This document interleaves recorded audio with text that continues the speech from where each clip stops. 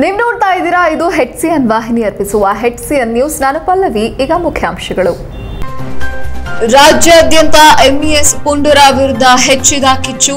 ಬೆಳಗಾವಿಯತ್ತ ನಡೆದ ಕನ್ನಡಪರ ಸಂಘಟನೆಗಳು. ಆರೋಪಿಗಳ ವಿರುದ್ಧ ಕಠಿಣ ಕ್ರಮಕ್ಕೆ ಜಿಲ್ಲಾ ಕಸಾಪ ಒತ್ತಾಯ. ಸೋಷಿಯಲ್ ಮೀಡಿಯಾ ಹಾವಳಿಯಲ್ಲೂ ಹೆಚ್ಚಾಗಿರುವ ದಿನಪತ್ರಿಕೆ ಓದುಗರು. ಇದಕ್ಕೆ ಮುದ್ರಣ ಮಾಧ್ಯಮದ ಸತ್ಯಾಸತ್ಯತೆ ಮತ್ತು ಪತ್ರಿಕಾ ವಿತರಕರು ಕಾರಣ. ಹಿರಿಯ ಪತ್ರಕರ್ತ HB ಮದನಗೌಡ ಶ್ಲಾಘನೆ. ಹಾಸನ ಹೊರವಲಯದಲ್ಲಿ ಭೀಕರ ಅಪಘಾತ. ಬೈಕ್ಗೆ ಲಾರಿ ಡಿಕ್ಕಿ. ಕುಡುಕ ಚಾಲಕನಿಗೆ ಬಲಿಯಾದ ಮೂವರು.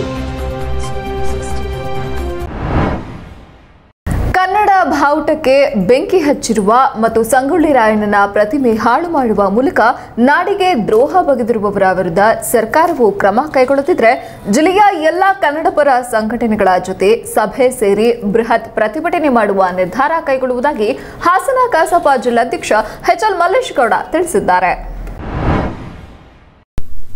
ಪತ್ರಿಕಾಗೋಷ್ಠಿಯಲ್ಲಿ ಮಾತನಾಡಿ, ನಾಡಿನ ನೆಲ ಜಲ ಸಂಸ್ಕೃತಿಗೆ ಧಕ್ಕೆ ಬಂದ ವೇಳೆ ರಕ್ಷಣೆಗೆ ನಿಲ್ಲಬೇಕು ಎಂದು ಕಸಾಪದ ನಿಯಮಾವಳಿಯಲ್ಲಿದೆ.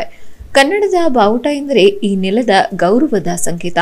ಅದಕ್ಕೆ ಬೆಂಕಿ ಹಚ್ಚಿ ಸುಟ್ಟಿರುವುದು ಘೋರ ಅಪರಾಧ. ಕನ್ನಡಿಗರ ಭಾವನಾತ್ಮತೆಗೆ, ಕನ್ನಡಿಗರ ಗೌರವಕ್ಕೆ ತುಂಬಾ ಆಘಾತವಾದ ನೋವನ್ನುಂಟು ಮಾಡಿರುವ ಸಂಗತಿಯಾಗಿದೆ. ಇಂತಹ ವಿಚಾರಗಳು ಬಂದಾಗ ಪರಿಷತ್ತು ಗಟ್ಟಿಯಾದ ಧ್ವನಿಯಲ್ಲಿ ಖಂಡಿಸುತ್ತದೆ ಎಂದರು. ಜೊತೆಗೆ ಸಂಗೊಳ್ಳಿ ರಾಯಣ್ಣನವರ ಪ್ರತಿಮೆಯನ್ನ ವಿರೂಪಗೊಳಿಸಿರುವುದು ಕನ್ನಡ ನಾಡಿಗೆ ಮಾಡಿರುವ ದ್ರೋಹ ಮಾತ್ರವಲ್ಲ, ಇಡೀ ಭಾರತ ಖಂಡಕ್ಕೆ ಮಾಡಿರುವ ದ್ರೋಹವಾಗಿದ್ದು ಅದು ದೇಶದ್ರೋಹದ ಕೆಲಸ. ದೇಶದ ಐಕ್ಯತೆ, ಗೌರವದ ವಿಚಾರ ಬಂದಾಗ ಸಂಗೊಳ್ಳಿ ರಾಯಣ್ಣ ಎಂದರೆ ಆತ ಒಬ್ಬ ದೇಶಪ್ರೇಮಿ ಎಂದ ಅವರು ಈ ಎರಡೂ ಘಟನೆಗೆ ಕಾರಣರಾದವರನ್ನ ಕನ್ನಡ ಸಾಹಿತ್ಯ ಪರಿಷತ್ ಗಟ್ಟಿಯಾದ ಧ್ವನಿಯಲ್ಲಿ ಖಂಡಿಸುತ್ತದೆ ಎಂದು ಆಕ್ರೋಶ ವ್ಯಕ್ತಪಡಿಸಿದ ಅವರು ಈ ನಿಟ್ಟಿನಲ್ಲಿ ಕನ್ನಡಪರ ಸಂಘಟನೆಗಳ ಜೊತೆಗೆ ಪರಿಷತ್ ಜೊತೆಯಲ್ಲಿ ಇರುತ್ತದೆ. ಯಾವುದೇ ಪ್ರತಿಭಟನೆಗಳು ಸಂವಿಧಾನಿಕ ಚೌಕಟ್ಟಿನಲ್ಲಿರಬೇಕೇ ಹೊರತು ಸಾರ್ವಜನಿಕ ಆಸ್ತಿಗಳಿಗೆ ನಷ್ಟ ಉಂಟು ಮಾಡುವುದು, ಯಾವುದೇ ರೀತಿಯ ದೌರ್ಜನ್ಯ, ಹಿಂಸಾ ಕೃತ್ಯಗಳು ಆಗಬಾರದು ಎಂದು ಮನವಿ ಮಾಡಿದರು. ಅಸ್ಮಿತೆಗೆ ಧಕ್ಕೆ ಬರತಕ್ಕಂಥ ಯಾವ ಘಟನೆಯನ್ನು ಪರಿಷತ್ತು ಒಪ್ಪಿಕೊಳ್ಳಿಕ್ಕೆ ಸಿದ್ಧ ಇಲ್ಲ, ಅದನ್ನು ಸಹಿಸುವುದಿಲ್ಲ. ಈ ನಿಟ್ಟಿನಲ್ಲಿ ಕನ್ನಡ ಪರ ಸಂಘಟನೆಗಳ ಜೊತೆ ಕನ್ನಡ ಸಾಹಿತ್ಯ ಪರಿಷತ್ತು ಇದೆ ಅನ್ನುವಂತಹದ್ದನ್ನ ನಿಮ್ಮ ಮೂಲಕ ಹೇಳಲಿಕ್ಕೆ ಬಯಸ್ತೇನೆ ನಾನು. ಅದರ ಒಂದು ಅಂಶವನ್ನು ನಾವು ಗಮನಿಸಬೇಕು. ನಮ್ಮ ಯಾವುದೇ ಪ್ರತಿಭಟನೆಗಳು ಸಾಂವಿಧಾನಿಕ ಚೌಕಟ್ಟಿನಲ್ಲಿರಬೇಕು, ಸಂವಿಧಾನದ ಚೌಕಟ್ಟಿನಲ್ಲಿ ಆ ಪ್ರತಿಭಟನೆಗಳಿರಬೇಕು. ಸಾರ್ವಜನಿಕ ಆಸ್ತಿ ಪಾಸ್ತಿಗಳಿಗೆ ನಷ್ಟ ಉಂಟು ಮಾಡತಕ್ಕಂತಹದ್ದು ಮತ್ತೆ ಬೇರೆ ಯಾವುದೇ ರೀತಿಯ ಒಂದು ರೀತಿಯ ದೌರ್ಜನ್ಯ ಅನ್ನುವಂತಹದ್ದು, ವಿಧ್ವಂಸಕ ಕೃತ್ಯಗಳು ನಡೀತಕ್ಕಂಥದ್ದು ಯಾರದೇ ಪ್ರತಿಭೆ ಇದೆ. ಉದಾಹರಣೆಗೆ ಶಿವಾಜಿ ಪ್ರತಿಭೆಗೆ ಮಸಿ ಬೆಳೆದಿರ್ತಕ್ಕಂಥದ್ದು ಕೂಡ ಒಪ್ಪತಕ್ಕಂಥ ವಿಚಾರ ಅಲ್ಲ. ಅದನ್ನ ನಾವು ಪರಿಷತ್ತಿನಿಂದ ಒಪ್ತೀವಿ ಅಂತ ಅಲ್ಲ. ನಮ್ಮ ಪ್ರತಿಭಟನೆ ಸಂವಿಧಾನದ ಚೌಕಟ್ಟಿನಲ್ಲಿರಬೇಕು, ಒಂದು ಸಾಂಸ್ಕೃತಿಕ ಹಿನ್ನೆಲೆಯಲ್ಲಿ ಇರಬೇಕು. ಅದಕ್ಕಾಗಿ ಹೋರಾಟ ಮಾಡಲಿಕ್ಕೆ ನಾವು ಸಿದ್ಧ ಇದ್ದೇವೆ. ಪರಿಷತ್ತಿನ ಸದಸ್ಯರು, ಗೌರವಾನ್ವಿತ ಸದಸ್ಯರು, ಸಂಘಟನೆಗಳು. ಪತ್ರಿಕಾಗೋಷ್ಠಿಯಲ್ಲಿ ಜಾನಪದ ವಿದ್ವಾಂಸ ಹಂಪನಹಳ್ಳಿ ತಿಮ್ಮೇಗೌಡ ಇತರರು ಉಪಸ್ಥಿತರಿದ್ದರು. HCN news Haasan. ಹಾಸನ ತಾಲೂಕಿನ ಸಾಲ್ಗಾಮೆ ಹೋಬಳಿಯ ಸಿಗೇಗುಡ್ಡದಲ್ಲಿ 50 ಕೋಟಿ ರೂಪಾಯಿಗಳ ವೆಚ್ಚದ ವಿವಿಧ ಅಭಿವೃದ್ಧಿ ಕೆಲಸಗಳಿಗೆ ಕ್ಷೇತ್ರದ ಶಾಸಕ ಪ್ರೀತಂ ಚೇಗೌಡ ಅವರು ಪೂಜೆ ನೆರವೇರಿಸುವುದರ ಮೂಲಕ ಚಾಲನೆ ನೀಡಿದರು. ಕಳೆದ ಹಲವಾರು ವರ್ಷಗಳಿಂದಲೂ ಸೀಗೆಗುಡ್ಡ ಗ್ರಾಮವು ಅಭಿವೃದ್ಧಿ ಕಾಣದೆ ನೆನೆಗುದಿಗೆ ಬಿದ್ದಿತ್ತು. ಪ್ರಸಿದ್ಧಿ ಪಡೆದಿರುವ ಈ ಸ್ಥಳದ ಅಭಿವೃದ್ಧಿ ಮಾಡುವ ಯೋಜನೆ ಸರ್ಕಾರದ ಮುಂದೆ ಇದ್ದು, ಮಾಜಿ ಮುಖ್ಯಮಂತ್ರಿ BS ಯಡಿಯೂರಪ್ಪನವರು ಮುಖ್ಯಮಂತ್ರಿಯಾಗಿ ಅಧಿಕಾರ ಸ್ವೀಕರಿಸಿದ ಆರಂಭದಲ್ಲಿಯೇ ತಾಲೂಕಿನ ಸೀಗೆಗುಡ್ಡ ರಸ್ತೆ ಅಭಿವೃದ್ಧಿಗೆ ಅನುದಾನ ಬಿಡುಗಡೆ ಮಾಡಿದ್ರು. ಆದರೆ ಅರಣ್ಯ ಇಲಾಖೆಯ ಅನುಮತಿ ಪಡೆಯಲು ಸ್ವಲ್ಪ ವಿಳಂಬವಾದ ಹಿನ್ನೆಲೆಯಲ್ಲಿ 2 ವರ್ಷ ತಡವಾಗಿದೆ. ಈಗ 50 ಕೋಟಿ ರೂಪಾಯಿಗಳ ವೆಚ್ಚದಲ್ಲಿ ರಸ್ತೆ, ಗ್ರಾಮಾಭಿವೃದ್ಧಿ ಹಾಗೂ ಇತರೆ ಅಭಿವೃದ್ಧಿ ಕೆಲಸಗಳಿಗೆ ಹಣ ಬಿಡುಗಡೆಯಾಗಿದೆ ಎಂದರು. ಇನ್ನು 182 ಕೋಟಿ ರೂಪಾಯಿಗಳ ಫಂಡ್ ಕೂಡ ರಿಲೀಸ್ ಆಗಿದ್ದು, DPR ಆಗಿದ್ದು, ಈ ಹಣದಲ್ಲಿ ಕೆರೆಗಳಿಗೆ ನೀರು ತುಂಬಿಸುವಂತಹ 2ನೇ ಯೋಜನೆಯಾಗಿದೆ. ಸೀಗೆಗುಡ್ಡ, ಸಾಲ್ಗಾಮಿ, ವೀರಪುರ, ಕಲ್ಕೆರೆ ಸೇರಿದಂತೆ ಆ ಭಾಗದ ಕೆರೆಗಳಿಗೆ ನೀರು ತುಂಬಿಸುವ ಕೆಲಸ ಮಾಡಲಾಗುವುದು. ಮುಂದಿನ ದಿನಗಳಲ್ಲಿ ಅಭಿವೃದ್ಧಿಗೆ ಚಾಲನೆ ಕೊಡುವುದಾಗಿ ಹೇಳಿದರು. ಅರಸೀಕೆರೆಯಲ್ಲಿ ಜೇನ್ಕಲ್ ಶ್ರೀ ಸಿದ್ದೇಶ್ವರ ಸ್ವಾಮಿ ಬೆಟ್ಟ ಹೊಂದಿರುವ ಪ್ರಸಿದ್ಧಿಯಂತೆ ಸೀಗೆಗುಡ್ಡದ ದೇವಾಲಯ ಅಭಿವೃದ್ಧಿಯಾಗುತ್ತದೆ.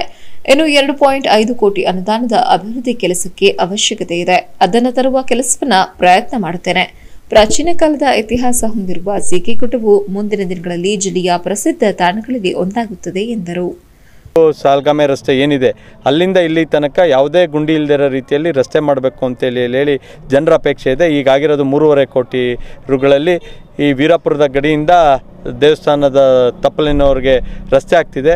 ಅದರಿಂದ ಆಚೆಗೆ ಇನ್ನೂ 2-3 ಕೋಟಿ ರುಗಳ ಅವಶ್ಯಕತೆ ಇದೆ. ಅದನ್ನು ಕೂಡ ಈ ತಕ್ಷಣ ತೆಗೆದುಕೊಂಡಿದ್ದೀವಿ.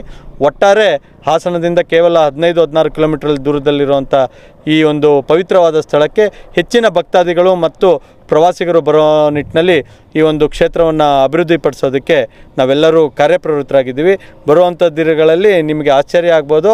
ಇದು ಜೇನ್ಕಲ್ ಸಿದ್ದೇಶ್ವರ ಸ್ವಾಮಿಯ ಬೆಟ್ಟದ ಮಾದರಿಯಲ್ಲಿ ಅಭಿವೃದ್ಧಿಪಡಿಸಿ ಹೆಚ್ಚಿನ ಭಕ್ತಾದಿಗಳಿಗೆ ಬರೋದಕ್ಕೆ ಅನುವು ಮಾಡಿಕೊಡೋ ನಿಟ್ಟಿನಲ್ಲಿ ನಾವು ಮೂಲಭೂತ ಸೌಕರ್ಯವನ್ನು ಕಲ್ಪಿಸಿಕೊಡುವಂಥ ಕೆಲಸಕ್ಕೆ ಕೈ ಹಾಕಿದ್ದೀವಿ. ಅಭಿವೃದ್ಧಿ ಕಾರ್ಯಕ್ರಮದಲ್ಲಿ ನಗರಾಭಿವೃದ್ಧಿ ಪ್ರಾಧಿಕಾರದ ಅಧ್ಯಕ್ಷ ಲಲಾಟ್ ಮೂರ್ತಿ, ರೇವಣ್ಣ, ಕೃಷ್ಣೇಗೌಡ, ಮಲ್ಲೇಶ್ ಗೌಡ ಸೇರಿದಂತೆ ಹಲವರು ಉಪಸ್ಥಿತರಿದ್ದರು. HCN news Haasan. ಲಾರಿ ಚಾಲಕನ ಅಜಾಗರೂಕತೆಯ ಚಾಲನೆಯಿಂದ ಲಾರಿ ಬೈಕ್ ಮೇಲೆ ಹರಿದ ಪರಿಣಾಮ ಅವಳಿ ಜವಳಿ ಮಕ್ಕಳು ಸ್ಥಳದಲ್ಲೇ ಸಾವನ್ನಪ್ಪಿ ತಾಯಿ ಆಸ್ಪತ್ರೆಯಲ್ಲಿ ಮೃತಪಟ್ಟಿದ್ದು, ತಂದೆಯ ಸ್ಥಿತಿ ಚಿಂತಾಜನಕವಾಗಿದೆ.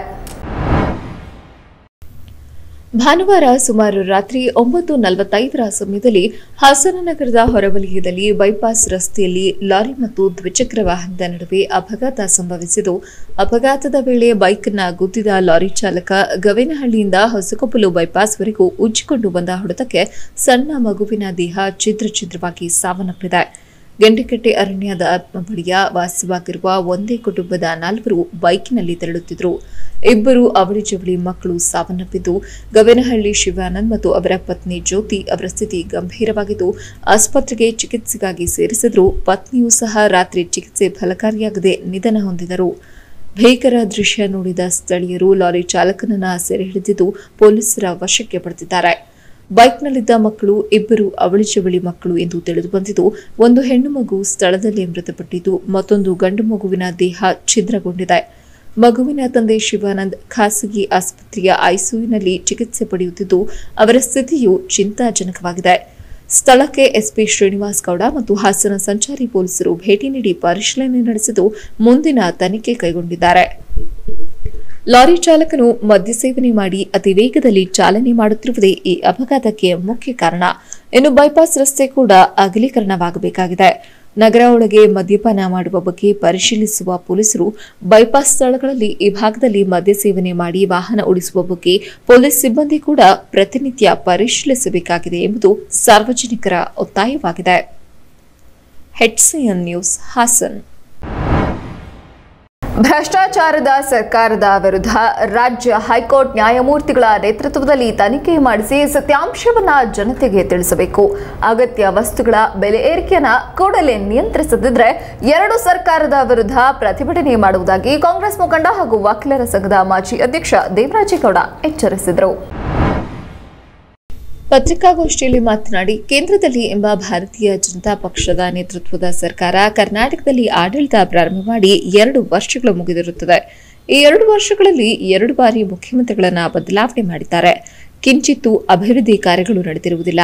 ಮೊದಲ ಅವಧಿಗೆ ಬಿಜೆಪಿ ಸರ್ಕಾರ ಅಧಿಕಾರಕ್ಕೆ ಬಂದಾಗ ಪ್ರಧಾನಮಂತ್ರಿಗಳು ರಾಜ್ಯದಲ್ಲಿದ್ದ ಸಿದ್ದರಾಮಯ್ಯನವರ ನೇತೃತ್ವದಲ್ಲಿದ್ದ ಕಾಂಗ್ರೆಸ್ ಸರ್ಕಾರವನ್ನ 10% ಸರ್ಕಾರ ಭ್ರಷ್ಟಾಚಾರ ಹೆಚ್ಚಿದ್ದು ಕಾಂಗ್ರೆಸ್ ಸರ್ಕಾರವನ್ನ ಕಿತ್ತೊಗೆಯಿರಿ ಎಂದು ಮನವಿ ಮಾಡಿದ್ರು. ಕೇಂದ್ರದಲ್ಲಿ ನಾ ಕಾವುಂಗಾ ನಾ ಕಾನೇ ದೂಂಗಾ ಎಂಬ ಘೋಷಣೆಯನ್ನ ಕೂಡ ಜೋರಾಗಿಯೇ ಮಾಡಿದ್ರು. ಆದರೆ ಕೇಂದ್ರದಲ್ಲಿ ಪ್ರತಿ ಹಂತದಲ್ಲಿ ಭ್ರಷ್ಟಾಚಾರ ತಾಂಡವವಾಡುತ್ತಿದೆ. ಅಲ್ಲದೆ ರಾಜ್ಯ ಗುತ್ತಿಗೆದಾರರ ಸಂಘದ ಅಧ್ಯಕ್ಷರು ಖುದ್ದಾಗಿ ಪ್ರಧಾನಮಂತ್ರಿಗಳಿಗೆ ಮನವಿ ಕೊಟ್ಟು ರಾಜ್ಯದ ಸಚಿವರಿಗೆ 40% ಕಮಿಷನ್ ಕೊಡುವುದು ಕಡ್ಡಾಯವಾಗಿದೆ. ಕಮಿಷನ್ ಕೊಡದೆ ಗುತ್ತಿಗೆ ಕೆಲಸ ಮಾಡಲು ಸಾಧ್ಯವಿರುವುದಿಲ್ಲ ಹಾಗೂ ಭ್ರಷ್ಟಾಚಾರ ಮಿತಿಮೀರಿದೆ ಎಂದು ಖುದ್ದಾಗಿ ದೂರು ಸಲ್ಲಿಸಿದ್ರು ಕೂಡ ಪ್ರಧಾನಮಂತ್ರಿಗಳು ಕಣ್ಮುಚ್ಚಿ ಕುಳಿತಿದ್ದಾರೆ. ಅಲ್ಲದೆ ರಾಜ್ಯದ ಸಚಿವರುಗಳು ಕೂಡ ಭ್ರಷ್ಟರಾಗಿದ್ದಾರೆ ಎಂದು ಖುದ್ದು ಮಾಹಿತಿ ಇದ್ರೂ ಪ್ರಧಾನಮಂತ್ರಿಗಳಾಗಲಿ ಕೇಂದ್ರ ಗೃಹ ಸಚಿವ ಅಮಿತ್ ಶಾ ಆಗಲಿ ಯಾವುದೇ ಕ್ರಮ ತೆಗೆದುಕೊಂಡಿರುವುದಿಲ್ಲ ಎಂದು ದೂರಿದರು. ಒಂದು ವೇಳೆ ರಾಜ್ಯ ಮತ್ತು ಕೇಂದ್ರ ಸರ್ಕಾರಗಳು ಎಚ್ಚೆತ್ತುಕೊಂಡು ಭ್ರಷ್ಟಾಚಾರವನ್ನು ನಿಯಂತ್ರಣ ಮಾಡುತ್ತಿದ್ದ ಪಕ್ಷದಲ್ಲಿ ನಮ್ಮ ಪಕ್ಷದ ವತಿಯಿಂದ ಈ 2 ಸರ್ಕಾರಗಳ ವಿರುದ್ಧ ತೀವ್ರ ಸ್ವರೂಪದ ಪ್ರತಿಭಟನೆ ಮಾಡುವುದಾಗಿ ಎಚ್ಚರಿಕೆ ನೀಡಿದರು. ನಮ್ಮ ಕರ್ನಾಟಕ ರಾಜ್ಯದಲ್ಲಿ ಸಿದ್ದರಾಮಯ್ಯನವರ ಸರ್ಕಾರ ಇದ್ದಂಥ ಸಂದರ್ಭದಲ್ಲಿ 10% ಸರ್ಕಾರ ನಡೀತಾ ಇದೆ. ಕಾಂಗ್ರೆಸ್ ಗೌರ್ಮೆಂಟ್ಗೂ ಹಠಾವ್ ಅಂತಕ್ಕಂಥ ಒಂದು ಡಿಕ್ಲರೇಷನ್ನ ಕೊಟ್ಟಿದ್ದರು ಪ್ರಧಾನಮಂತ್ರಿಗಳು. ಅದು ಕೇವಲ ಆಧಾರರಹಿತವಾಗಿ ಹೇಳಿದ್ದಂಥದ್ದು. ಆ 10% ಕಮಿಷನ್ ನಡೀತಾ ಇದೆ ಕಾಂಗ್ರೆಸ್ ಸರ್ಕಾರದಲ್ಲಿ ಅಂತಕ್ಕಂಥದ್ದು ಯಾವತ್ತೂ ಕೂಡ ಪ್ರೂವ್ ಆಗಲಿಲ್ಲ. ಆದರೆ ಇವತ್ತು ಒಂದು ರಾಜ್ಯ ಮಟ್ಟದ ಕಾಂಟ್ರಾಕ್ಟರ್ಸ್ ಅಸೋಸಿಯೇಷನ್ ಅಧ್ಯಕ್ಷರು ನೇರವಾಗಿ ಪ್ರಧಾನಮಂತ್ರಿಗಳಿಗೆ ದೂರು ಕೊಟ್ಟಿದ್ದಾರೆ. 40% ಕಮಿಷನ್ ಕೊಡಲೇಬೇಕಾಗಿದೆ ಅಥವಾ 40%ಕ್ಕೂ ಜಾಸ್ತಿ ಕೊಡ್ತಾ ಇದ್ದೀವಿ ಅಂತೇಳಿ. ಅಲ್ಲಿಗೆ ಕೇವಲ 10% ನಡೀತಾ ಇದೆ, ಸರ್ಕಾರವನ್ನು ತೆಗೆದುಹಾಕಬೇಕು ಅಂತಕ್ಕಂಥ ಘೋಷಣೆ ಮಾಡಿದಂಥ ಪ್ರಧಾನಮಂತ್ರಿಗಳು ನೇರವಾಗಿ 40% ಸರ್ಕಾರ ನಡೀತಾ ಇದೆ ಅಂತ ಆರೋಪ ಮಾಡಿದರೂ ಕೂಡ ಆ ನಿಟ್ಟಿನಲ್ಲಿ ಇವತ್ತಿನವರೆಗೂ ಯಾವುದೇ ಕ್ರಮವನ್ನು ತೆಗೆದುಕೊಂಡಿಲ್ಲ, ಒಂದು ಎನ್ಕ್ವೈರಿ ಮಾಡಲಿಲ್ಲ. ಯಾವುದೇ ಒಬ್ಬ ಕೇಂದ್ರದ ಸಚಿವರು, ನಮ್ಮ ರಾಜ್ಯದ ಸಚಿವರಾಗಿರ್ತಕ್ಕಂಥವರು, ಪ್ರಧಾನಮಂತ್ರಿಗಳು, ಎರಡನೇ ಸ್ಥಾನದಲ್ಲಿರ್ತಕ್ಕಂಥ ಹೋಮ್ ಮಿನಿಸ್ಟರ್ ಅಮಿತ್ ಶಾ ಅವರು, ಅದರ ಜೊತೆಗೆ ರಾಷ್ಟ್ರಾಧ್ಯಕ್ಷರು, BJP ರಾಷ್ಟ್ರಾಧ್ಯಕ್ಷರು JP ನಡ್ಡಾ ಅವರು ಇವತ್ತಿನವರೆಗೂ ಎಲ್ಲಿದ್ದಾರೆ ಅಂತ ಗೊತ್ತಿಲ್ಲ. ಒಂದೇ ಒಂದು ಹೇಳಿಕೆಗಳು ಇಲ್ಲ JP ನಡ್ಡಾ ಅವರಿಂದ. ಇಂಥ ಪತ್ರಿಕಾಗೋಷ್ಠಿಯಲ್ಲಿ ಕಾಂಗ್ರೆಸ್ ಪಕ್ಷದ ಸೇವಾದಳದ ಅಧ್ಯಕ್ಷ ಎಂ ರಂಗೇಗೌಡ, ಸ್ವಾಮಿಗೌಡ, ಕೆಎಸ್ಆರ್ಟಿಸಿ ನೌಕರರ ಸಂಘದ ರಾಜ್ಯಾಧ್ಯಕ್ಷ GT ರಂಗೇಗೌಡ ಸೇರಿದಂತೆ ಹಲವರು ಉಪಸ್ಥಿತರಿದ್ದರು. HCN news Haasan.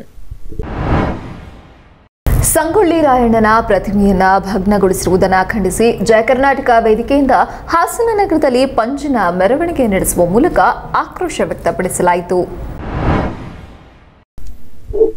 ಹಾಸನ ನಗರದ ಹೇಮಾವತಿ ಪ್ರತಿಮೆ ಬಳಿಯಿಂದ ಹೊರಪಂಚಿನ ಮೆರವಣಿಗೆಯಲ್ಲಿ ಎಂಇಎಸ್ ಮತ್ತು ಶಿವಸೇನೆ ವಿರುದ್ಧ ಘೋಷಣೆ ಕೂಗಿದ್ರು. ಕರ್ನಾಟಕ ವಿಧಾನಸಭೆ ಚಳಿಗಾಲದ ಅಧಿವೇಶನಕ್ಕೆ ಪರ್ಯಾಯವಾಗಿ ಮಹಾರಾಷ್ಟ್ರ ಏಕೀಕರಣ ಸಮಿತಿಯವರು ಹಮ್ಮಿಕೊಂಡಿದ್ದ ಮಹಾಮೇಳವು ವಿರೋಧಿಸಿ ಕನ್ನಡ ಪರ ಸಂಘಟನಾ ಹೋರಾಟಗಾರ ಮಸಿ ಬಳದಿದ್ದನ್ನು ಖಂಡಿಸಿ ಮಹಾರಾಷ್ಟ್ರದ ಕೊಲ್ಲಾಪುರದಲ್ಲಿ ಶಿವಸೇನಾ ಕಾರ್ಯಕರ್ತರು ಕರ್ನಾಟಕ ಸರ್ಕಾರದ ವಿರುದ್ಧ ಧಿಕ್ಕಾರ ಕೂಗಿ ಕನ್ನಡ ಬಾವುಟ ಸುಟ್ಟು ಹಾಕಿರುವುದು ಹಾಗೂ ಸಂಗೊಳ್ಳಿ ರಾಯಣ್ಣ ಪ್ರತಿಮೆಯನ್ನ ಶನಿವಾರ ಬೆಳಗ್ಗೆ ಭಗ್ನಗೊಳಿಸಿದ ಕಿಡಿಗೇಡಿ ಎಂಇಎಸ್ ಹಾಗೂ ಶಿವಸೇನಾ ಕಾರ್ಯಕರ್ತರ ನಡೆಯನ್ನ ಜಯ ಕರ್ನಾಟಕ ಸಂಘಟನೆ ಖಂಡಿಸುತ್ತದೆ ಎಂದರು. ಸಂಗೊಳ್ಳಿ ರಾಯಣ್ಣ ಪ್ರತಿಮೆ ಭಗ್ನಗೊಳಿಸಿದವರನ್ನ ರಾಜ್ಯದಿಂದ ಗಡೀಪಾರು ಮಾಡಿ ಉಗ್ರವಾದ ಶಿಕ್ಷೆಗೊಳಪಡಿಸಬೇಕು. ಅಲ್ಲದೆ ಮಹಾರಾಷ್ಟ್ರದಲ್ಲಿ ಸಂಚರಿಸುತ್ತಿರುವ ಕರ್ನಾಟಕದ ವಾಹನಗಳನ್ನು ತಡೆದು ಅವುಗಳ ಮೇಲೆ ಜೈ ಶಿವಾಜಿ, ಜೈ ಮಹಾರಾಷ್ಟ್ರ ಎಂದು ಕೇಸರಿ ಬಣ್ಣದಲ್ಲಿ ಬರೆಯುತ್ತಿರುವುದು ಹಾಗೂ ಇದಕ್ಕೆ ವಿರೋಧ ವ್ಯಕ್ತಪಡಿಸುವವರ ವಿರುದ್ಧ ಆಕ್ರೋಶ ವ್ಯಕ್ತಪಡಿಸಿ ಹಲ್ಲೆಗೆ ಮುಂದಾಗುತ್ತಿರುವುದು ಉತ್ತಮ ಬೆಳವಣಿಗೆಯಲ್ಲ ಎಂದು ಕಿಡಿಕಾರಿದರು. ಹೇಗೆಯೇ ಮುಂದುವರೆದರೆ ಕನ್ನಡಿಗರು ಸುಮ್ಮನೆ ಕೈಕಟ್ಟಿ ಕೂರುವುದಿಲ್ಲ ಎಂದು ಎಚ್ಚರಿಕೆ ನೀಡಿದರು. ಇದಲ್ಲದೆ ಸಹ ಮೊನ್ನೆ ನಮ್ಮ ಸ್ವಾತಂತ್ರ್ಯಕ್ಕಾಗಿ ಹೋರಾಡಿದಂಥ ಸಂಗೊಳ್ಳಿ ರಾಯಣ್ಣರ ಪ್ರತಿಮೆಯನ್ನು ಭಗ್ನಗೊಳಿಸಿದ್ದು ನಮ್ಮ ಕನ್ನಡಿಗರನ್ನ ಕೆರಳಿಸ್ತಾ ಇದ್ದಾರೆ. ನಮ್ಮ ಬೆಳಗಾಮಲ್ಲೇ ಇದ್ದು, ನಮ್ಮ ಕರ್ನಾಟಕದಲ್ಲೇ ಇದ್ದು ಕನ್ನಡ ನಮ್ಮ ಹಕ್ಕು.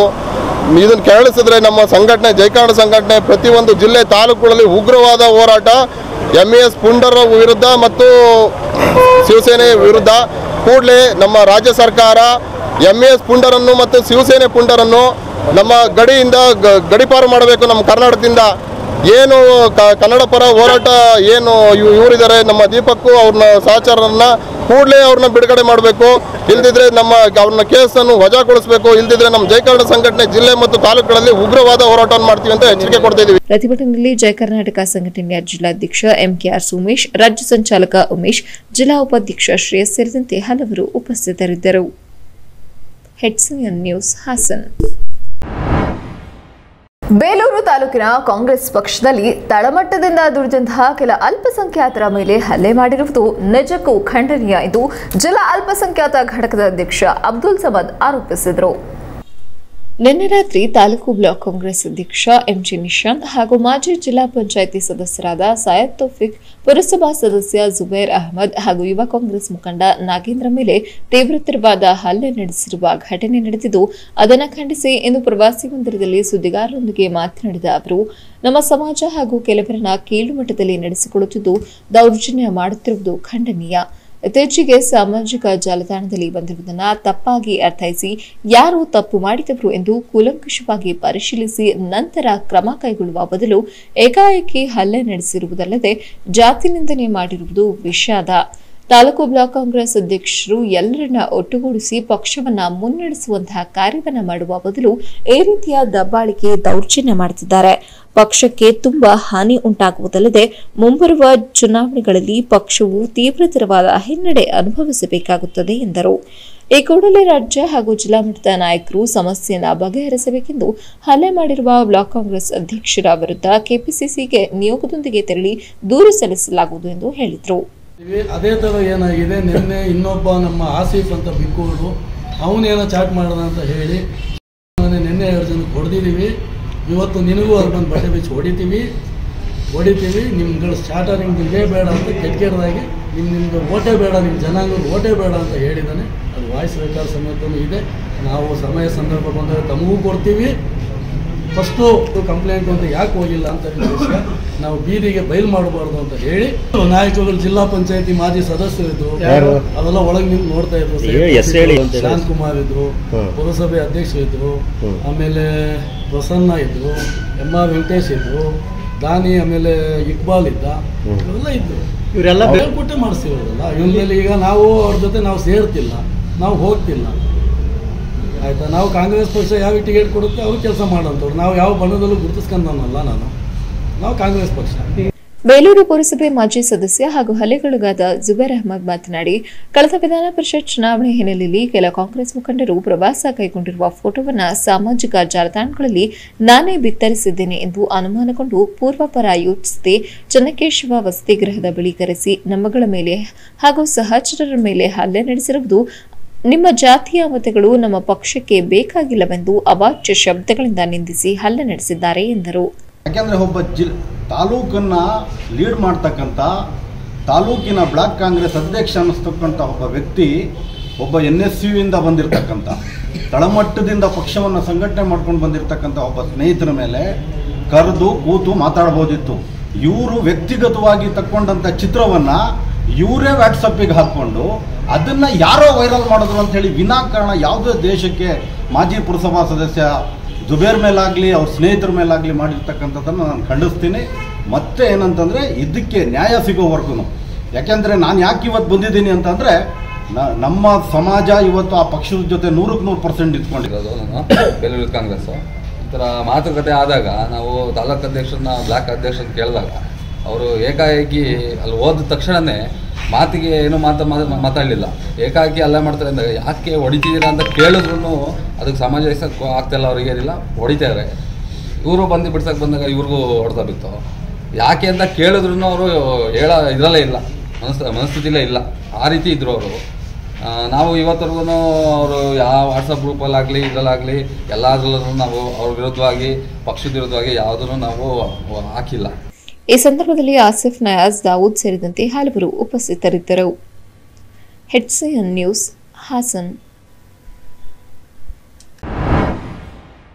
ಆಲೂರು ತಾಲೂಕಿನಲ್ಲಿ ಕೋವಿಡ್-19 ರಿಂದ ಮೃತಪಟ್ಟ ಬಡತನ ರೇಖೆಗಿಂತ ಕೆಳಗಿರುವ ಕುಟುಂಬಗಳಿಗೆ ರಾಜ್ಯ ಸರ್ಕಾರ ನೀಡಿರುವ 1 ಲಕ್ಷ ರೂಪಾಯಿಗಳ ಪರಿಹಾರ ಹಣ ಮಕ್ಕಳ ವಿದ್ಯಾಭ್ಯಾಸಕ್ಕೆ ಹಾಗೂ ವಯೋವೃದ್ಧರ ಆರೋಗ್ಯ ಸುಧಾರಣೆಗೆ ಸದುಪಯೋಗವಾಗಲಿ ಎಂದು ಶಾಸಕ HK ಕುಮಾರಸ್ವಾಮಿ ಹೇಳಿದರು.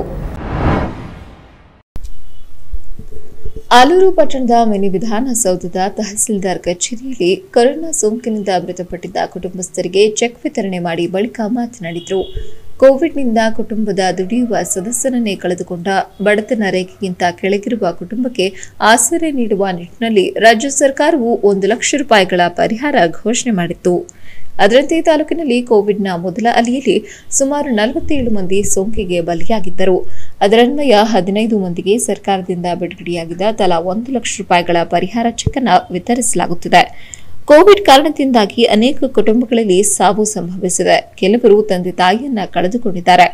ಮಕ್ಕಳು ಅನಾಥವಾಗಿದೆ. ವಯಸ್ಕರು ಮೃತಪಟ್ಟಿದ್ದರಿಂದ ವೃದ್ಧರು ಆಸರೆ ಕಳೆದುಕೊಂಡಿದ್ದಾರೆ. ಇಂತಹ ಕುಟುಂಬಗಳಿಗೆ ಸರ್ಕಾರ ನೀಡುತ್ತಿರುವ ಈ ಹಣ ಸದುಪಯೋಗವಾಗಲಿ ಎಂದು ಹೇಳಿದರು. ಅದರಲ್ಲೂ ಕೂಡ ಮೊದಲನೇ ಅಲೆಯಲ್ಲಿ ಅತಿ ಹೆಚ್ಚು ಮಂದಿ ಬಾಧಿತರಾದರು, ಬಹಳಷ್ಟು ಜನ ಸಾವಿಗೀಡಾದರು.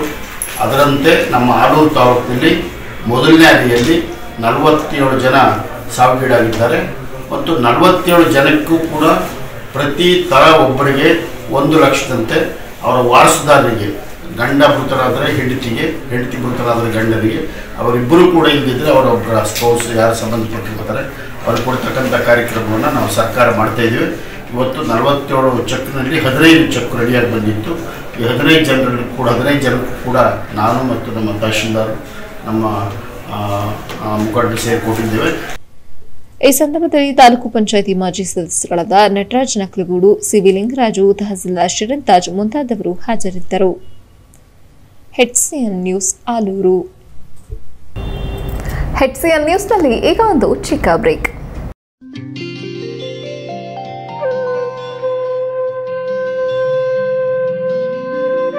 ಶ್ರೀ ಗುರುಗಳ ಆಶೀರ್ವಾದದೊಂದಿಗೆ ಬಿಟಿಎಸ್ ನಗರ ಬೇಲೂರು ಇದೀಗ ನಿವೇಶನ ಕೊಳ್ಳುವವರಿಗೊಂದು ಸುವರ್ಣಾವಕಾಶ. ಹಾಸನ ಬೇಲೂರು ಮುಖ್ಯ ರಸ್ತೆಯಲ್ಲಿರುವ ಬೇಲೂರು ಹಳೆಬೀಡು ಸ್ಥಳೀಯ ಪ್ರಾಧಿಕಾರ ಬೇಲೂರು ಇವರಿಂದ ಅನುಮೋದನೆಗೊಂಡ 30-40 ಚದರ ಅಡಿಯ ನಿವೇಶನಗಳು ನಿಮ್ಮ ಕೈಗೆಟುಕುವ ಬೆಲೆಯಲ್ಲಿ ದೊರೆಯುತ್ತವೆ. ಇದೀಗ ಇನ್ನು ವಿಸ್ತಾರಗೊಂಡಿರುವ ಬಿಜಿಎಸ್ ನಗರದಾದ್ಯಂತ ಬೀದಿ ದೀಪದ ವ್ಯವಸ್ಥೆ, ನೀರಿನ ವ್ಯವಸ್ಥೆ, ಟಾರ್ ರಸ್ತೆ, ಬಾಕ್ಸ್ ಮಾದರಿಯ ಚರಂಡಿ ವ್ಯವಸ್ಥೆ, ಸುಸಜ್ಜಿತವಾದ ವಾತಾವರಣ ಮತ್ತು ವಿಶಾಲವಾದ ಉದ್ಯಾನವನ ಹೊಂದಿರುತ್ತದೆ. ಈಗಾಗಲೇ ಹಲವು ಮನೆಗಳು ನಿರ್ಮಾಣಗೊಂಡಿರುವ ಮತ್ತು ತಕ್ಷಣವೇ ನಿಮ್ಮ ಮನೆ ಕಟ್ಟಿಕೊಳ್ಳಲು ಸೂಕ್ತ ಸೌಲಭ್ಯ ಹೊಂದಿರುವ ಬಡಾವಣೆಯಾಗಿದೆ. ನಿವೇಶನ ಕೊಳ್ಳುವವರಿಗೆ ಬ್ಯಾಂಕ್ನಿಂದ ಸಾಲ ಸೌಲಭ್ಯವಿದೆ. ಹೆಚ್ಚಿನ ಮಾಹಿತಿಗಾಗಿ ಸಂಪರ್ಕಿಸಿ. ವ್ಯವಸ್ಥಾಪಕರು ಬಿಜಿಎಸ್ ನಗರ ಬೇಲೂರು. ದೂರವಾಣಿ ಸಂಖ್ಯೆ 8867826585 ಮತ್ತು 8904212443.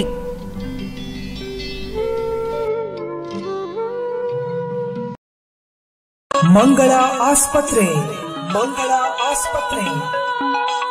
ಹಾಸನದ ಪ್ರತಿಷ್ಠಿತ ಆಸ್ಪತ್ರೆಗಳಲ್ಲಿ ಒಂದಾದ ಮಂಗಳ ಆಸ್ಪತ್ರೆಯು ಕರ್ನಾಟಕ ರಾಜ್ಯದಲ್ಲಿ 15ನೇ ಸ್ಥಾನ ಪಡೆದು ಹಾಸನದ ಹಿರಿಮೆಯನ್ನು ಹೆಚ್ಚಿಸಿದ ಮಂಗಳ ಆಸ್ಪತ್ರೆಯ ವ್ಯವಸ್ಥಾಪಕರಾದ ಡಾಕ್ಟರ್ ಅಶೋಕ್ ಗೌಡರ ಸಾರಥ್ಯದಲ್ಲಿ ಇದೀಗ ಮಲ್ಟಿ ಸ್ಪೆಷಾಲಿಟಿ ಆಸ್ಪತ್ರೆಯಾಗಿ ಕಾರ್ಯನಿರ್ವಹಿಸುತ್ತಿದ್ದು ಹಾಸನ ಜಿಲ್ಲೆಯ ಏಕೈಕ ಎನ್ಎಬಿಎಚ್ ಆಸ್ಪತ್ರೆಯಾಗಿದೆ. Doctor Nandan Ashok gastroenterologist ಮತ್ತು ಹೆಪಟೋಬಿಲಿಯರಿ ಸರ್ಜನ್ ಇವರ ಸಾರಥ್ಯದಲ್ಲಿ ಸರ್ಜಿಕಲ್ ಗ್ಯಾಸ್ಟ್ರೋ ಎಂಟ್ರಾಲಜಿ, ಲ್ಯಾಪ್ರೋಸ್ಕೋಪಿಕ್ ಶಸ್ತ್ರಚಿಕಿತ್ಸಾ ಸೌಲಭ್ಯ ಪ್ರಾರಂಭವಾಗಿದೆ.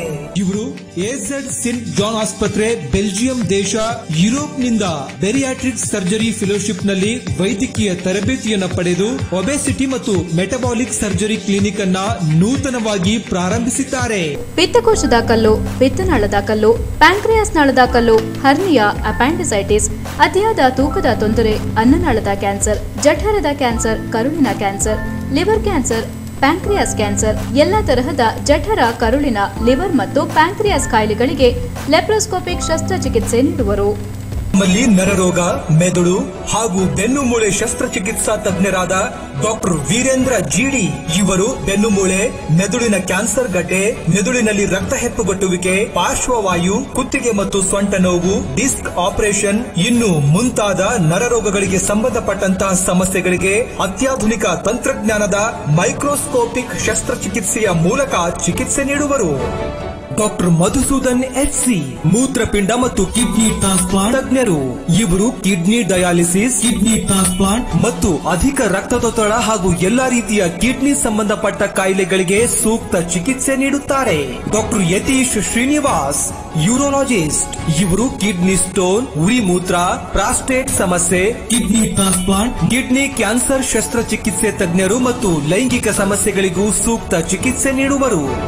ಇದೀಗ ಹಾಸನ ಜಿಲ್ಲೆಯ ಜನತೆಗೆ ಪ್ರಪ್ರಥಮ ಬಾರಿಗೆ ಮಂಗಳ ಆಟ್ರಿಯಂ ಹೃದಯ ಚಿಕಿತ್ಸಾ ಕೇಂದ್ರವನ್ನು ಪ್ರಾರಂಭಿಸಿದೆ. ಖ್ಯಾತ ಹೃದಯ ರೋಗ ತಜ್ಞ ಡಾಕ್ಟರ್ ಆಶಿತ್ ಶ್ರೀಧರ್ ಇದೀಗ ಇವರು ಹಾಸನದ ಮಂಗಳ ಆಸ್ಪತ್ರೆಯಲ್ಲಿ ಹೃದಯಾಘಾತ ಕಾಯಿಲೆಗೆ ಸಂಬಂಧಿಸಿದಂತೆ ಎಲ್ಲ ತರಹದ ತುರ್ತು ಚಿಕಿತ್ಸೆ ನೀಡಲಿದ್ದಾರೆ.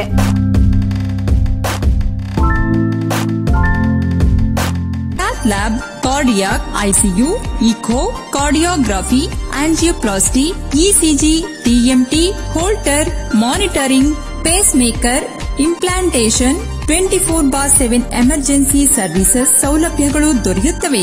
ನಮ್ಮಲ್ಲಿರುವ ಉತ್ತಮ ದರ್ಜೆಯ ಅನುಕೂಲಗಳು: ನುರಿತ ತಜ್ಞ ವೈದ್ಯರ ತಂಡ, 24 ಗಂಟೆ ಮೆಡಿಕಲ್ ಸೌಲಭ್ಯ, ಸುಸಜ್ಜಿತ ಪ್ರಯೋಗಾಲಯ, ಟಿಎಂಟಿ ಮತ್ತು ಎಕೋ ಪರೀಕ್ಷೆ, NTCV paediatric ICU male and female, ಹೊಸ ಮಾದರಿಯ ಸಿಟಿ ಸ್ಕ್ಯಾನ್, ಮೂತ್ರಪಿಂಡ ಶಸ್ತ್ರಚಿಕಿತ್ಸೆ, ಮೂಳೆ ಶಸ್ತ್ರಚಿಕಿತ್ಸೆ, ಹೊಸ ಡಯಾಲಿಸಿಸ್ ಸೆಂಟರ್, ಎಕ್ಸ್ರೇ ಕೇಂದ್ರ, ವೆಂಟಿಲೇಟರ್, ಐಸಿಯು.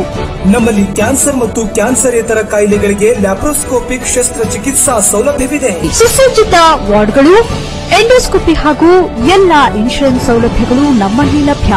ಶ್ರೀಸಾಮಾನ್ಯರಿಗೂ ಉತ್ತಮ ಸೇವೆ, 24 ಗಂಟೆಗಳ ಚಿಕಿತ್ಸಾ ಸೌಲಭ್ಯವಿದೆ.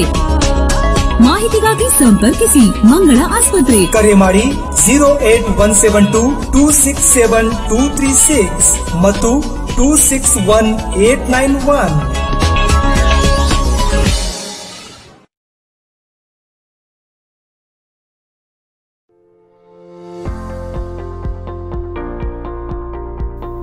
ಕಿರಣ್ ಸ್ಪೆಷಾಲಿಟಿ ಹಾಸ್ಪಿಟಲ್, ಬಸವೇಶ್ವರ ಕಲ್ಯಾಣ ಮಂಟಪದ ಪಕ್ಕ, ಹೊಸಲೈನ್ ರಸ್ತೆ, ಹಾಸನ. ಕಿರಣ್ ಸ್ಪೆಷಾಲಿಟಿ ಆಸ್ಪತ್ರೆ ನೂತನವಾಗಿ ಪ್ರಾರಂಭವಾಗಿದ್ದು, ಖ್ಯಾತ ಮಕ್ಕಳ ತಜ್ಞರಾದ ಡಾಕ್ಟರ್ ಕಿರಣ್ ಕುಮಾರ್ ಮತ್ತು ಡಾಕ್ಟರ್ ವಿನುತಾ ಕಿರಣ್ ಪ್ರಸೂತಿ ಮತ್ತು ಸ್ತ್ರೀರೋಗ ತಜ್ಞರು. 2009ರಲ್ಲಿ ಕಿರಣ್ ಪಾಲಿಕ್ಲಿನಿಕ್ ಪ್ರಾರಂಭ ಮಾಡಿ ಇದೀಗ ಹಾಸನದ ಜನತೆಗೆ ಮಕ್ಕಳ ತಜ್ಞ ಎಂದೇ ಹೆಸರಾಗಿರುವ ಡಾಕ್ಟರ್ ಕಿರಣ್ ಕುಮಾರ್ HK ಸ್ವಂತ ಕಟ್ಟಡದಲ್ಲಿ ಜನರಿಗೆ ಉತ್ತಮ ಸೌಲಭ್ಯದೊಂದಿಗೆ ಆಧುನಿಕ ಶೈಲಿಯ ತಂತ್ರಜ್ಞಾನ ಬಳಸಿ ಕಿರಣ್ ಸ್ಪೆಷಾಲಿಟಿ ಹಾಸ್ಪಿಟಲ್ ನೂತನವಾಗಿ ಪ್ರಾರಂಭ ಮಾಡಿ ಆರೋಗ್ಯ ಕ್ಷೇತ್ರದಲ್ಲಿ ಉತ್ತಮ ಚಿಕಿತ್ಸೆ ನೀಡಲು ಸನ್ನದ್ಧರಾಗಿದ್ದಾರೆ. ನಮ್ಮಲ್ಲಿರುವ ವಿಶೇಷ ಸೌಲಭ್ಯಗಳು: advance laboratory services, labour room, laminar flow operation theaters. Our modular operation theater is state-of-art, bacteria-free, means 0%, and as per NABH guideline. Having laminar airflow, antibacterial paint from Japan, conductive flooring from France, hermetic seal door from Netherlands. In our modular OT, we can do high-end surgery like neuro and transplant and joint replacement also. Ultrasound with color Doppler, ICU, PICU, NICU, semi-private and private rooms, deluxe and suite rooms, fire safety and exit, parking facility, centralized oxygen. ಮತ್ತು ಉತ್ತಮ ವೈದ್ಯರ ತಂಡದೊಂದಿಗೆ ರೋಗಿಗಳಿಗೆ ಗುಣಮಟ್ಟದ ಚಿಕಿತ್ಸೆ ನೀಡಲಾಗುವುದು. Doctor Kiran Kumar ನವಜಾತ ಶಿಶು ಮತ್ತು ಮಕ್ಕಳ ತಜ್ಞರು ಮತ್ತು ಡಾಕ್ಟರ್ ವಿನುತಾ ಕಿರಣ್ ಪ್ರಸೂತಿ ಮತ್ತು ಸ್ತ್ರೀರೋಗ ತಜ್ಞರು. ಅತ್ಯುತ್ತಮ ವೈದ್ಯಕೀಯ ಸೇವೆಗಾಗಿ ಸಂಪರ್ಕಿಸಿ ಬಸವೇಶ್ವರ ಕಲ್ಯಾಣ ಮಂಟಪದ ಪಕ್ಕ, ಹೊಸಲೈನ್ ರಸ್ತೆ, ಹಾಸನ. Phone numbers 08172296348, 08172272564, 9945295880. ಬ್ರೇಕ್ನ ನಂತರ HCN ನ್ಯೂಸ್ಗೆ ಮತ್ತೊಮ್ಮೆ ಸ್ವಾಗತ. ರಾಜ್ಯದ ಎಲ್ಲ ಸರ್ಕಾರಿ ಪ್ರಥಮ ದರ್ಜೆ ಕಾಲೇಜುಗಳಲ್ಲಿ ಪೂರ್ಣ ಪ್ರಮಾಣದ ತರಗತಿಗಳು ನಡೆಸುವಂತೆ ಆಗ್ರಹಿಸಿ ಎಬಿವಿಪಿ ನೇತೃತ್ವದಲ್ಲಿ ಪ್ರತಿಭಟನೆ ನಡೆಸಲಾಯಿತು. ನೂತನ ಸಹಾಯಕ ಪ್ರಾಧ್ಯಾಪಕರ ನೇಮಕಾತಿ ಅಧಿಸೂಚನೆಯನ್ನ ತಡೆಹಿಡಿದು ಸರ್ಕಾರಿ ಪ್ರಥಮ ದರ್ಜೆ ಕಾಲೇಜುಗಳಲ್ಲಿ ಸೇವೆ ಸಲ್ಲಿಸುತ್ತಿರುವ ಅತಿಥಿ ಉಪನ್ಯಾಸಕರನ್ನ ಸೇವೆಯಲ್ಲಿ ವಿಲೀನಗೊಳಿಸುವ ವಿಚಾರಗಳನ್ನು ಪ್ರಸ್ತುತ ವಿಧಾನಸಭೆ ಮತ್ತು ವಿಧಾನ ಪರಿಷತ್ನಲ್ಲಿ ಮಂಡಿಸಿ ಇತ್ಯರ್ಥಗೊಳಿಸುವಂತೆ ಆಗ್ರಹಿಸಿ ಸರ್ಕಾರಿ ಪದವಿ ಕಾಲೇಜುಗಳ ಅತಿಥಿ ಉಪನ್ಯಾಸಕರುಗಳ ರಾಜ್ಯ ಸಮನ್ವಯ ಸಮಿತಿಯಿಂದ ಪ್ರತಿಭಟನೆ ನಡೆಸಿದರು. ನಗರದ ಹೇಮಾವತಿ ಪ್ರತಿಮೆ ಬಳಿಯಿಂದ ಹೊರಟ ಬೃಹತ್ ಪ್ರತಿಭಟನಾ ಮೆರವಣಿಗೆಯು ಎನ್ಆರ್ ವೃತ್ತದ ಮೂಲಕ ಜಿಲ್ಲಾಧಿಕಾರಿ ಕಚೇರಿ ಆವರಣಕ್ಕೆ ಬಂದು ಅನೇಕ ವರ್ಷಗಳಿಂದ ಸರ್ಕಾರಿ ಪ್ರಥಮ ದರ್ಜೆ ಕಾಲೇಜುಗಳಲ್ಲಿ 14,183 ಅತಿಥಿ ಉಪನ್ಯಾಸಕರು ಅತ್ಯಂತ ಕಡಿಮೆ ವೇತನದಲ್ಲಿ ಯಾವುದೇ ರೀತಿಯ ಕಡಿಮೆ ಇಲ್ಲದೆ ಜೀತದಾರರಿಗಿಂತಲೂ ಕಡಿಯಾಗಿ ಕಾಲೇಜು ಶಿಕ್ಷಣ ಇಲಾಖೆಯಲ್ಲಿ ದುಡಿದುಕೊಂಡು ಬಂದಿದ್ದೇವೆ. ಇದೊಂದು ಅಮಾನವೀಯ ಕೃತ್ಯ ಹಾಗೂ ಮಾನವೀಯ ಹಕ್ಕುಗಳನ್ನು ಕಸಿದುಕೊಂಡು ಬಂದಂತಹ ಆಧುನಿಕ ಗುಲಾಮಗಿರಿಯಾಗಿದೆ. ಸಾವಿರಾರು ಬಾರಿ ಮನವಿಗಳನ್ನು, ನೂರಾರು ಬಾರಿ ಪ್ರತಿಭಟನೆಗಳನ್ನು ನಡೆಸುವ ಮೂಲಕ ಸರ್ಕಾರಗಳಿಗೆ ಮನವಿ ಮಾಡಿದ್ರೂ ನಿಯಮಗಳನ್ನು ಮುಚ್ಚಿಟ್ಟು ಕಾನೂನಿನ ತೊಡಕಿದೆ ಎಂಬ ಕುಂಟು ನೆಪ ಹೇಳಿ ತಪ್ಪಿಸಿಕೊಳ್ಳುತ್ತಿದೆ. ಆದರೆ ನಿಯಮಗಳಲ್ಲಿ ಯಾವುದೇ ತೊಡಕಿಲ್ಲ. ಬದಲಾಗಿ ಸರ್ಕಾರದ ಇಚ್ಛಾಶಕ್ತಿಯಲ್ಲಿ ಕೊರತೆ ನಮ್ಮೆಲ್ಲರನ್ನ ಈ ಸ್ಥಿತಿಗೆ ನೂಕಲು ಕಾರಣ ಎಂದು ದೂರಿದರು. ಡಿಸೆಂಬರ್ 10ರಿಂದಲೇ ತರಗತಿಗಳನ್ನು ಬಹಿಷ್ಕರಿಸುವುದರ ಮೂಲಕ ಏಕಕಾಲದಲ್ಲಿ ರಾಜ್ಯದ ಎಲ್ಲಾ ಜಿಲ್ಲಾ ಕೇಂದ್ರಗಳಲ್ಲಿ ರಾಜ್ಯ ಸಮನ್ವಯ ಸಮಿತಿಯ ಸಭೆ ಕರೆಯ ಮೇರೆಗೆ ನ್ಯಾಯಸಮ್ಮತ ಬೇಡಿಕೆ ಈಡೇರಿಕೆಗೆ ಅನಿರ್ದಿಷ್ಟಾವಧಿ ಅಸಹಕಾರ ಚಳುವಳಿಯ ಪ್ರತಿಭಟನೆಯನ್ನು ಜಿಲ್ಲಾಧಿಕಾರಿಗಳ ಕಚೇರಿ ಎದುರು ಹಮ್ಮಿಕೊಳ್ಳುವ ಮೂಲಕ ಬೆಳಗಾವಿ ಚಲೋಗೆ ಕರೆ ನೀಡಲಾಗಿದೆ ಎಂದರು. ಬೆಳಗಾವಿ ಚಳಿಗಾಲ ಅಧಿವೇಶನದಲ್ಲಿ ಅತಿಥಿ ಉಪನ್ಯಾಸಕರ ಸೇವಾ ವಿಲೀನತೆಯನ್ನ ಉಭಯ ಸದನದಲ್ಲಿ ಮಂಡಿಸಿ ಸೂಕ್ತ ನಿರ್ಧಾರ ಪ್ರಕಟಿಸಬೇಕೆಂದು ಕೋರಿದರು. ಪ್ರಥಮ ದರ್ಜೆ ಅತಿಥಿ ಉಪನ್ಯಾಸಕರ ರಾಜ್ಯ ಸಮನ್ವಯ ಸಮಿತಿ ಹಾಸನ ಜಿಲ್ಲಾ ಘಟಕ ಮತ್ತು ರಾಜ್ಯದ ಎಲ್ಲ ಅತಿಥಿ ಉಪನ್ಯಾಸಕರ ಸಂಘಟನೆಗಳ ಒಕ್ಕೂಟದ ಪರವಾಗಿ 10/12/2021ರಿಂದ ತರಗತಿಗಳನ್ನು ಅನಿರ್ದಿಷ್ಟಾವಧಿ ಬಹಿಷ್ಕರಿಸಿ ನಾವು ಅಹೋರಾತ್ರಿ ಧರಣಿಯನ್ನು ಹಮ್ಮಿಕೊಳ್ತಾ ಇದ್ದೀವಿ. 20/12/2021 ಬೆಳಗಾವಿ ಚಲೋದಲ್ಲಿ ಅಲ್ಲೂ ಸಹ ಪ್ರತಿಭಟನೆಯನ್ನು ಮಾಡ್ತಾ ಇದ್ದಾರೆ. ಹಾಗೂ ಎಲ್ಲ ರಾಜ್ಯಾದ್ಯಂತ ಜಿಲ್ಲಾ ಕೇಂದ್ರಗಳಲ್ಲೂ ಸಹ ನಾವು ಪ್ರತಿಭಟನೆಯನ್ನು ಮಾಡ್ತಾ ಇದ್ದೀವಿ. ಪ್ರತಿಭಟನೆ ಮಾಡುವಂಥ ಉದ್ದೇಶವಂತಾದರೂ ಇಷ್ಟೇ, ಹಲವಾರು ವರ್ಷಗಳಿಂದ ಅತಿಥಿ ಉಪನ್ಯಾಸಕರ ಗೋಳನ್ನು ಕೇಳುವಂಥ ಸರ್ಕಾರಗಳು ಯಾವೂ ಇಲ್ಲ. ನಮ್ಮ ಜೀವನ ಗುಲಾಮಗಿರಿಗಿಂತ ಕಡೆಯಾಗಿರ್ತಕ್ಕಂಥ ಜೀವನ. ನಮಗೆ ಯಾವುದೇ ರೀತಿಯಾದಂತಹ ಭದ್ರತೆ ಈ ಒಂದು ಸರ್ಕಾರಗಳು ಕೊಡ್ತಾ ಇಲ್ಲ. ಆ ಒಂದು ಉದ್ದೇಶದಿಂದ ನಾವು ಇಲ್ಲಿ ಧರಣಿಯನ್ನು ಹಮ್ಮಿಕೊಂಡಿದ್ದೀವಿ.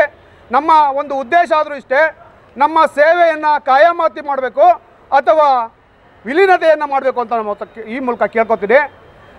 ಸರ್ಕಾರಗಳಿಗೆ ನಾವೇನಾದರೂ ವರದಿಯನ್ನು ಕೇಳಿದರೆ ನಿಮ್ಮಲ್ಲಿ ಕಾನೂನು ತೊಡಕುಗಳಿದೆ, ನಿಮ್ಮ ಕಾನೂನು ತೊಡಕಿರೋದ್ರಿಂದ ನಿಮ್ಮ ಯಾವುದೇ ರೀತಿಯಾದಂಥ ಕಾಯಂ ಮಾಡೋಕ್ಕಾಗಿಲ್ಲ ಅಂತಾರೆ. ಆದರೆ KCSR ರೂಲು 1977ರ 1, 2, 3 ಮತ್ತು 14ನೇ ವೃಂದದಲ್ಲಿ ಹೇಳ್ತಾ ಹೋಗ್ತದೆ, ತಾತ್ಕಾಲಿಕ ನೌಕರರನ್ನು ಕಾಯಂ ಮಾಡಲಿಕ್ಕೆ ಅವಕಾಶ ಇದೆ ಅಂತ, C&R ರೂಲನ್ನು ಚೇಂಜ್ ಮಾಡಲಿಕ್ಕೆ ಅವಕಾಶ ಇದೆ ಅಂತ. ಯಾಕೆ ಈ ಒಂದು ಮಲತಾಯಿ ಧೋರಣೆ ನಮ್ಮ ಕರೆದಿದ್ದೀರಿ ಅತಿಥಿ ಉಪನ್ಯಾಸಕರಿಗೆ? ಕರ್ನಾಟಕ ರಾಜ್ಯದಲ್ಲಿರ್ತಕ್ಕಂಥ 14,532 ಜನ ಇದ್ದೀವಿ. ಪರ್ಮನೆಂಟ್ ಲೆಕ್ಚರು 4,000 ಜನ ಇದ್ದಾರೆ. ನಾವು ಏನಾದರೂ ಸಹ ಅತಿಥಿ ಉಪನ್ಯಾಸಕರು ನಿರ್ವಹಿಸ್ತಾ ಹೋದರೆ, ಅತಿಥಿ ಉಪನ್ಯಾಸಕರು ಕರ್ತವ್ಯವನ್ನು ನಿರ್ವಹಿಸ್ತಾ ಹೋದರೆ ಇಡೀ ರಾಜ್ಯದಲ್ಲಿರ್ತಕ್ಕಂಥ ಸರ್ಕಾರಿ ಪ್ರಥಮ ದರ್ಜೆ ಕಾಲೇಜುಗಳು ಅನಾಥವಾಗ್ತವೆ. ಆ ಉದ್ದೇಶದಿಂದ ಘನ ಸರ್ಕಾರ 16ನೇ ತಾರೀಕು ಬೆಳಗಾಂ ಚಲೋದಲ್ಲಿ ಒಂದು ಅಧಿಸೂಚನೆಯನ್ನು ಹೊರಡಿಸಿದೆ. ಅತಿಥಿ ಉಪನ್ಯಾಸಕರನ್ನು ಸೇವಾ ಭದ್ರತೆಯನ್ನು ಮಾಡಲಿಕ್ಕೆ ಯಾವ್ಯಾವ ರೀತಿಯಾದಂಥ ಕಾನೂನು ಕ್ರಮಗಳನ್ನು ಕೈಗೊಳ್ಬೋದು ಎಂಬುದಾಗಿ ಹೈಪವರ್ ಕಮಿಟಿಯನ್ನು ರಚನೆ ಮಾಡಿದೆ. ಅದರಲ್ಲಿ ಇಲಾಖಾವಾರು 5 ಜನ ಮೆಂಬರನ್ನು ಅದಕ್ಕೆ ಅನೌನ್ಸನ್ನು ಮಾಡಿದೆ. ಆದರೆ ಇದು ಕಣ್ಣೊರೆಸುವ ತಂತ್ರ ಆಗಬಾರ್ದು. ಯಾಕೆ ಅಂದರೆ 2017-18ರಲ್ಲಿ ಇರ್ತಕ್ಕಂಥ ರಾಯರೆಡ್ಡಿಯವರ ಆ ಒಂದು ಉನ್ನತ ಶಿಕ್ಷಣ ಸಚಿವರಾದಾಗ ಇದೇ ರೀತಿಯಾದಂಥ ಸಮಿತಿಯನ್ನು ಅನೌನ್ಸ್ ಮಾಡಿದರು. ಆದರೆ ಈ ಸಮಿತಿಗಳಿಂದ ಯಾವುದೇ ರೀತಿಯಾದಂಥ ನಮಗೆ ಪ್ರಯೋಜನ ಆಗೋದಿಲ್ಲ.